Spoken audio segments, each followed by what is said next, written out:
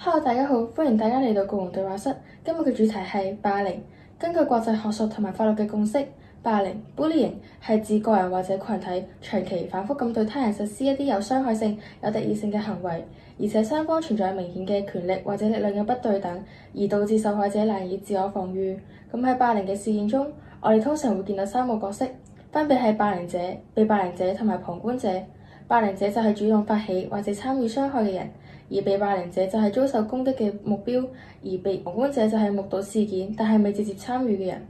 每個角色都係事件中扮演住關鍵嘅角色，亦都需要有正確嘅應對方法去解決。對於被霸凌者，我哋首先要保護好自己，盡可能咁記錄事件發生嘅時間同埋地點，同埋向信任嘅人求助。另外，遭受霸凌嘅痛苦並唔係你嘅過錯，我哋可以通過接受專業嘅心理諮詢去避免自責。咁對於霸凌者，我哋要矯正而唔係單純咁懲罰。我哋可以通過心理評估或者一啲嘅行為治療去解決暴力嘅根源。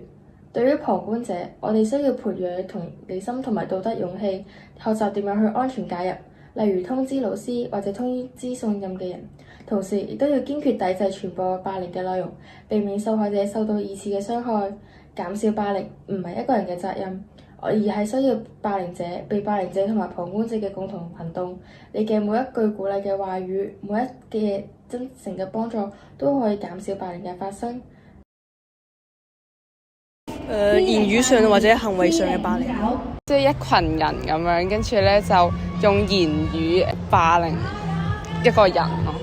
即係覺得令到人哋唔舒服啊，言語啊、行為上面咯，就叫霸凌啦。首先我哋可能講緊一個精神上啊，或者一啲物理上嘅霸凌啊。最常遇到咧就係我哋喺學校上邊咧，有時有一啲嘅冷暴力，我相信都係算一種霸凌嘅一種體現嚟嘅。所以排擠啊、杯葛啊。我認為霸凌咧，就係當某個人或者某個團體啦，重複地刻意去做一啲傷害他人，可能心靈上啦或者物理上嘅啲傷害咯，造成。喺學校打人哋，或者威脅人哋，都係俾人打嗰啲。鬧人、打人。咁我就覺得係啲即係講啲傷害人哋嘅説話，或者係做啲即係可能暗地裏做啲壞事，或者講人哋壞話呢啲咯。其實霸凌不僅僅是肢體行為上的，其實很多也是職場裡面也是階級的，就階級我們上級對下級的，以及性別之間的，其實都算是霸凌。我覺得只需要令到另一方即係有 bad feeling 嗰啲，即係或者會將呢樣嘢諗好多日嘅，我覺得呢啲都叫霸凌，因為嗰個即係做霸凌嗰人可能係冇心啦，但係無意中已經傷害到人。搞孤立啲小團體嗰啲，社會各個層面都有可能發生，比如說在學校裡的這種老師對於學生過於嚴厲的苛責，或者肢體上的一些行為，然後或者是同學與同學之間，比如說小學的時候可能長得個子大一點的同學對更小一點的同學他的這種欺負或者是一些暴力的行為，分為語言暴力和行為暴力都會被稱之為我認為的霸凌。然後職場當中的話，可能更多的就會不是那麼的明顯，但是他的霸凌也是無處不在的。基本上同級之間的霸凌，或者說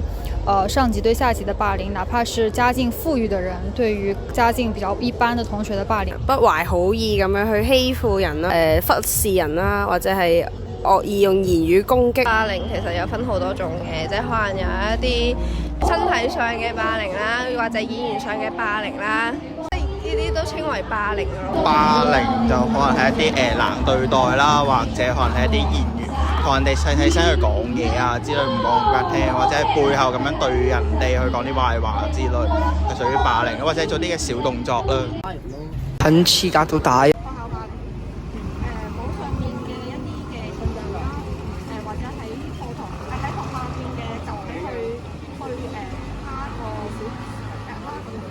學校霸凌嘅話就係有人打你，你要跟老師講咯。你哋老師唔喺度嘅話，跟校長講。語言同埋行動令人感到唔舒服。出口鬧人或者主動打人，或者勒索人，鬧人哋。搶人嘢，講一啲唔好嘅説話。全霸凌是性別的這種騷擾的，言語上同即係 physical，即係起手嗰啲咯。語言喐手喐腳嗰啲咯。即係侮辱性咯，或者係群體咯，即係對一個人嘅冷落啊，或者係一啲暴力事件咯。是言語上的霸凌，就是有點像我們所說的 PUA 吧，然後它可能會從潛移默化的影響你，讓你覺得 OK， 這件事情是我自己的錯誤，那我可能做得還不夠好，從而我會服從更多上級給我下的指令，然後我會越來越做超出自己職業邊界的事情。分兩種嘅，一個就係精神上嘅霸凌，一個就係身體上嘅霸凌啦。咁相信大家應該都可以好容易咁樣透過字眼分到呢兩個嘅，但係我覺得比較嚴重嘅會係身體上面嘅霸凌咯，就好似前兩排興嘅嗰個黑暗榮耀咁樣啦，就係對受害者進行一啲例如話燙傷啊、打佢啊、毆打啊或者侵犯咁樣嘅嗰啲過激嘅舉動咯，就會係我呢度係霸凌嘅一個極端咁樣。認識嘅霸凌就係啱啱我所講嘅言語啦，同埋身體啦，或者可能一啲性騷擾嘅霸凌都係屬於嘅。言語嘅暴力啦，一啲可能係一啲肢體上嘅，係啦。言語霸凌，言語吧，語言霸凌，啲圍毆嗰啲。一班朋友對一個人嘅呢啲可能係即係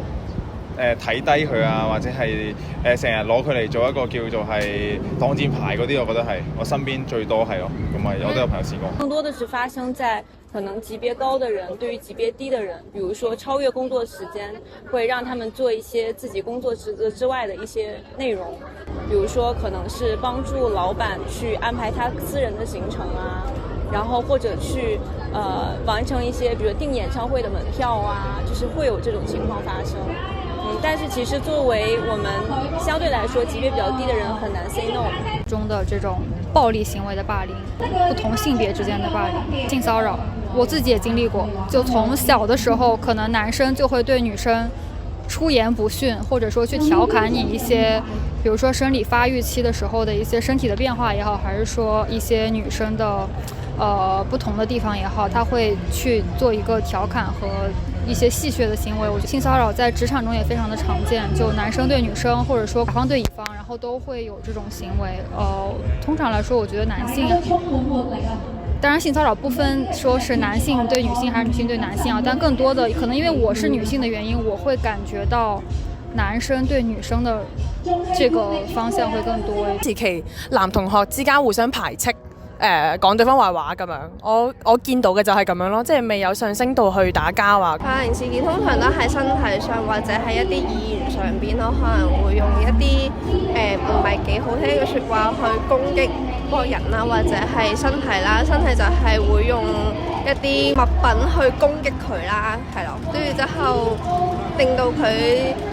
流晒血或者係見到佢受晒傷先係開心咯。最多嘅就係會係大家一齊去排斥佢哋咯，係可能就係佢做一啲好細嘅事，但係有人睇到覺得我覺得好唔順眼喎，咁我不如合埋其他人一齊去唔理佢啊，諸如此類咯。叫大家都唔好同佢玩。就暫時冇嘅，呢啲愛好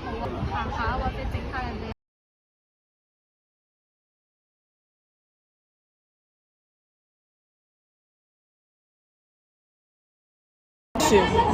算啦，係啊，會令到佢唔開心啊嘛。有少少網絡霸凌。唔算，因為我都曾經有人咁樣對我嘅，但係我都原諒咗佢咯，冇對我冇咩大影響。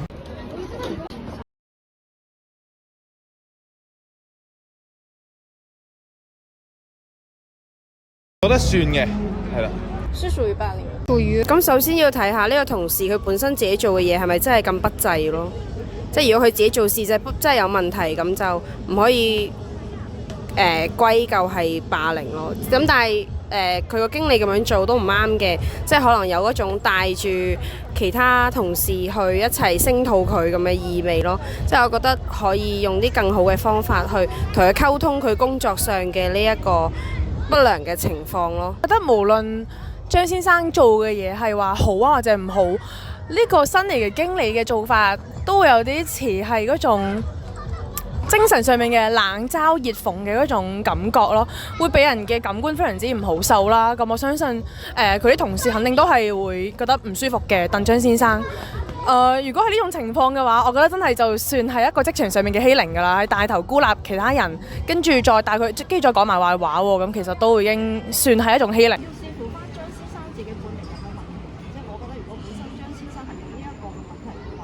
佢要改正翻。咁但係如果佢本身唔係佢嘅問題，而嗰個經理係去針對佢，我覺得係咯。